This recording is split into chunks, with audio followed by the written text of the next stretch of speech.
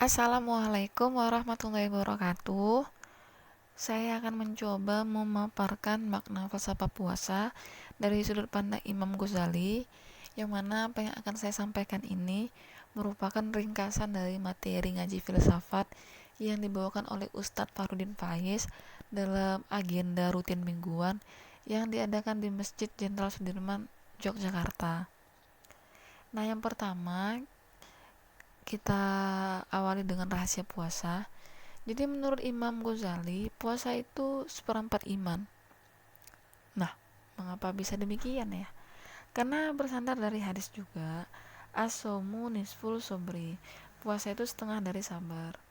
Kemudian ada hadis yang lain, as-sobri nisful iman. Sabar itu setengah dari iman. Nah, jadi kalau dikalkulasikan secara matematis, puasa itu seperempat iman. Mengapa bisa seperempat iman ya? Seperempat ini kan bobot yang cukup besar nih. Mengapa puasa itu perannya cukup besar terhadap kadar keimanan seseorang? Karena memang hanya orang-orang tertentu yang mampu puasa. Pasti hanya orang-orang sabar, dan banyak dari kita yang enggak sabaran. Kan kayak gitu. Nah, berbicara tentang sabar, ada dua jenisnya sabar. Yang pertama sabar dari, yang kedua sabar untuk. Sabar dari ini sabar dari atas yang menimpa, misalnya rasa haus, lapar, dan lain sebagainya. Kemudian kalau sabar untuk ini sabar dalam melakukan sesuatu. Nah, kita kenal dengan istilah istiqomah. Jadi puasa itu dialektika antara keimanan dan kesabaran. Makanya dia bobotnya besar ya. Hanya orang-orang sabar yang mampu puasa. Sederhananya begitu. Kemudian rahasia yang berikutnya itu, puasa ini ibadah khusus. Kalau diumpamakan seperti seluruh bagian bumi dengan Ka'bah, begitu juga dengan seluruh ibadah dengan puasa. Kita tahu bahwa seluruh bagian bumi ini milik Allah, tapi yang dilabeli Baitullah itu cuma Ka'bah. Begitu juga dengan puasa. Kita tahu bahwa semua ibadah itu karena Allah, tapi puasa ini memang khusus untuk Allah. Allah sendiri yang bilang semua kebaikan itu untuk anak Adam kecuali puasa. Itu untukku, kata Allah. Bahkan ada hadis juga yang menyebutkan semua amal kebaikan itu dibalas 10 hingga 700 kali lipat kecuali puasa. Karena puasa itu untukku, kata Allah, aku sendiri yang akan membalas. Sebegitu spesialnya puasa ini di mata Allah, karena memang satu-satunya ibadah yang verifikasi pastinya cuman yang melakukan tuh hanya puasa. Kita bisa bilang sama semua orang kita puasa, tapi kita nggak puasa, itu sangat bisa dan sangat mungkin. Makanya di puasa ini dibutuhkan keikhlasan luar biasa. Berbeda dengan ibadah lain yang dia secara fisik bisa dilihat orang lain gitu. Misalnya sholat, terlepas lah niatnya itu benar-benar murni lillahi ta'ala atau apa, tapi orang bisa melihat kita sholat, oh dia sholat gitu. Apalagi zakat ya, haji apalagi. Cuman kalau puasa, orang nggak bisa lihat kita diam-diam buka puasa ya kan, kita bisa menutupi itu dari orang lain. Makanya dia spesial dan khusus ini ibadahnya untuk Allah. Dan kemudian rahasia puasa berikutnya adalah ibadah yang secara terang-terangan itu menentang setan dalam diri sendiri, yaitu nafsu. Ya, nafsu biologis ya, makan, minum, dan seks. Ini secara lahir kita sudah menentang setan. Beda dengan ibadah lain seperti sholat misalnya. Kita butuh kontemplasi yang agak jauh untuk mampu mengungkap ya esensi melawan nafsunya itu di mana. Misalnya, oh, sholat itu mewakili patuh kepada Tuhan Yang Maha Esa, penyembahan, wujud penyembahan tertinggi, menolak segala tuhan-tuhan kecil. Jadi kita butuh perenungan ya. Kalau di puasa tanpa melakukan perenungan, kita tahu ini benar-benar melawan apa-apa yang ada dalam diri kita dalam bentuknya nafsu. Jadi dia lahir dan batin menentang setan. Kalau kita mampu mengungkap sisi substansi dari puasa ya luar biasa ya. Jadi semua hasrat-hasrat jasmaniah yang dangkal itu ya dilawan secara eksplisit kalau kita puasa. Kemudian setelah membahas rahasia, kita bahas lagi konteks puasa. Nah, jadi konteks puasa pertama itu kepatuhan, bukti percaya kepada Allah, sami'na wa atokna. Jadi kita benar-benar diuji keimanannya dengan berpuasa ini. Kalau kita nggak sah sholat ketika rukun sholatnya nggak terpenuhi, kita juga nggak sah dong Islamnya kalau salah satu rukun Islamnya nggak terpenuhi, kan kayak gitu. Jadi karena kita percaya sama Allah, jadi apa yang diperintahkan Allah ya kita lakukan. Jelas ya, perintah dan kewajiban berpuasa itu sangat gamblang ya di Al-Quran. Kemudian yang berikutnya pelatihan atau riyada. Jadi ini latihan menguasai diri, menahan hawa nafsu demi kembali ke fitri.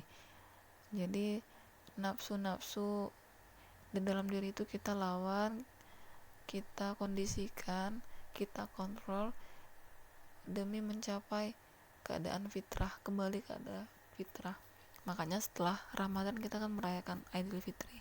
Jadi ini target spiritualnya. Kemudian yang berikutnya pengorbanan. Jadi kita persembahkan rasa haus, lapar, dan semua perjuangan melawan nafsu itu hanya untuk Allah. Jadi kita rela berkorban nggak? Untuk rentang waktu tertentu nggak makan, nggak minum itu untuk Allah. Jadi dia berkorban. Kemudian penyucian ya, pembersihan diri demi menaikkan kualitas kemanusiaan. Jadi hal-hal yang sifatnya itu mempeturuti hawa nafsu, sedikit-sedikit kita kikis sampai goal terakhirnya ketika mampu kita menguasai nafsu kita kembali fitrah, tercerahkan secara lahir dan batin. Kemudian konteks berikutnya itu perjuangan, jihad ya. Jadi kita kalau mau perang tuh nggak cuma pakai pedang kita perang. Bahkan Rasulullah juga mengatakan waktu perang terakhir kemarin berakhir, Rasul mengatakan kita mulai beranjak nih dari perang kecil menuju perang besar. Perang apa itu ya Rasulullah? Perang besar, perang melawan hawa nafsu. Jadi yang besar, yang berat itu sebenarnya hawa nafsu ya. Jadi perang melawan diri kita sendiri. Kemudian keikhlasan. Nah, karena tadi satu-satunya ibadah yang hanya kita yang tahu, jadi dituntut keikhlasan. Kita nggak bisa puasa dong kalau nggak ikhlas ya. Jadi ikhlas yang murni tanpa terkontaminasi apapun dan siapapun ya puasa. Jadi dengan puasa kita bisa menguji juga kadar keikhlasan kita beribadah. Karena kalau ibadah lain kita bisa lakukan kalau kita nggak ikhlas ya, supaya dilihat orang, supaya kalau ini kan kita bisa aja pura-pura puasa tapi nggak puasa. Kemudian yang berikutnya hikmah ya, manfaat puasa dari segi kesehatan fisik dan psikis mungkin dan sosial. Nah, jadi setelah membahas konteks, kita masuk ke pembahasan berikutnya, hierarki puasa. Jadi levelan puasa. Yang pertama itu puasa awam. Ini puasa gerbangnya puasa lah ya. Jadi yang pertama puasa itu kita pasti mencegah perut dan kemaluan dari memenuhi keinginannya, makan, minum, dan seks. Nah, jadi kalau puasa itu kita dilarang makan dan minum dan melakukan aktivitas seks dari waktu subuh ya sampai terbenamnya matahari. Jadi kalau kita mampu menahan diri dari makan, minum, dan seks ini sah secara perspektif fikih. Namun kalau cuman ini saja yang kita tahan, kita nggak menahan hal lain, rusak pahala dan hilang manfaatnya. Jadi ada hal-hal lain yang perlu kita tahan juga. Apa itu? Ini kita masuk ke level puasa berikutnya, yaitu puasa khusus. Jadi puasa khusus ini mencegah perut, kemaluan, serta seluruh anggota tubuh dari kenikmatan lahiriah dalam orientasi menemukan kenikmatan yang sebenarnya, yaitu ketenangan dan keterangan batin. Jadi kalau puasa khusus ini bukan cuma mulut dan kemaluan aja yang dipuasakan, tapi mata, telinga, tangan, kaki, serta seluruh anggota tubuh tuh dijauhkan dari larangan Allah. Jadi kita kalau cuman puasa nggak makan nggak minum aja, kan banyak nih kan, bahkan diingatkan juga di Al-Quran, banyak orang yang puasa itu hanya mendapatkan lapar dan haus. Kenapa? Karena hal lain itu nggak dijaga. Ternyata praktis puasa yang selama ini kita yakini tuh banyak juga salahnya. Selama ini yang puasa itu cuman mulut dan kemaluan kita aja, rupanya semua anggota tubuh tuh juga harus dipuasakan. Mata misalnya jangan melihat yang saru-saru, telinga jangan mendengarkan yang nggak benar, nggak baik, gosip jangan didengarkan. Kalau nggak bisa, nggak terdengar, jangan direspon. Kaki juga jangan dilangkahkan ke tempat-tempat yang kita tahu dengan melangkah ke sana rusak ibadah kita. Tangan juga jangan jahil, jangan menyakiti. Di era sekarang ini kita sibuk bersosmed ria, gampang bagi kita berkomentar aneh-aneh, menyinggung orang lain ya. Ya ketika puasa tuh ditahan ya, ditahan. Pokoknya segala sesuatu yang kira-kira disetir oleh nafsu itu ya ditahan gitu. Kalau nggak kita yang mampu mengkondisikan diri kita, ya siapa lagi kan kayak gitu. Nah jadi kalau selama ini level puasa kita masih di puasa awam, mudah-mudahan kita dalam langkah mengupgrade kualitas ibadah kita ya, menjadi puasa khusus. Jadi anggota tubuh tuh semuanya dipuasakan. Nah di level berikutnya ada puasa khusus al-khusus. Nah yang bisa puasa ini nih level-levelnya Ambia, Siddiqin, Aulia. Nah jadi orang-orang yang puasa di level khusus al-khusus ini sudah mampu mengkondisikan nafsu lahirnya.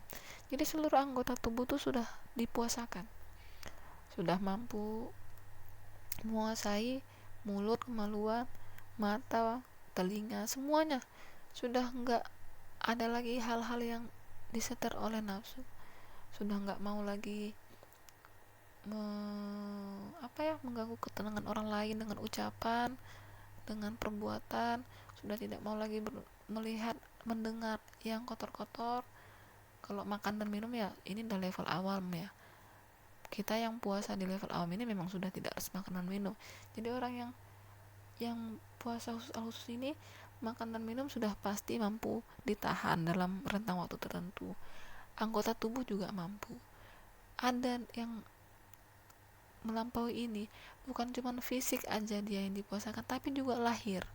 Jangankan untuk bermaksiat, niat untuk melakukannya saja tuh udah nggak ada. Ini level khusus al khusus. Jadi kalau orang yang sudah di level ini sudah mampu menaklukkan keinginan jasmani ya. Jadi sedang memperjuangkan ruhnya, batinnya, supaya dalam ketetapan ibadah selalu kepada Allah, tidak memikirkan sesuatu yang bersifat duniawi. Jadi segala yang dimaksud, dituju dan ditarget hanya Allah. Apa-apa yang diingat, dilihat dan dipikirkan hanya satu, Allah. Jadi ini luar biasa kalau sudah mencapai level puasa ini. Jadi ada di hierarkisnya, mulai dari puasa awam, puasa khusus, dan puasa khusus al khusus. Nah berikutnya kita masuk ke hikmah puasa. Ini ciri-ciri kalau puasa kita itu sukses. Yang pertama, akhlak bertambah mulia. Jadi silahkan kita cross check apakah akhlak kita bertambah mulia setelah Ramadan berlalu. Kalau iya alhamdulillah, kalau enggak ada yang rusak dengan puasa kita, ada yang salah. Kemudian yang kedua, semakin pemurah dan penyayang. Karena puasa itu latihan mengondisikan dan menaklukkan nafsu, jadi semakin sedikit nafsu itu, ego kan semakin berkurang, jadi rasa sayang kita yang bertambah kepada orang lain, dan kemudian karakter semakin patuh kepada Allah. Nah, karena terbiasa enggak meladeni nafsu, jadi ya makin gampang ya tunduk terhadap perintah-perintah Allah. Dan berikutnya tuh mampu menguasai syahwat. Ya, ini jelas ya, karena isinya itu jihad melawan nafsu, ya karena dilatih dan terbiasa jadi kebiasaan. Jadi hidup ini kan isinya apa yang kita biasakan.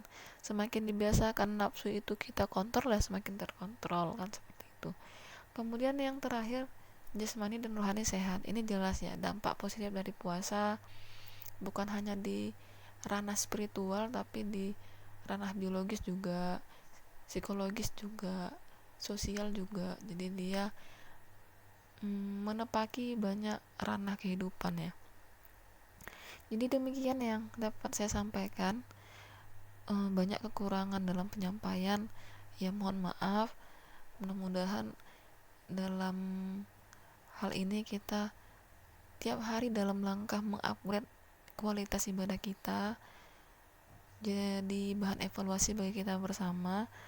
Akhirul kalam, assalamualaikum warahmatullahi wabarakatuh.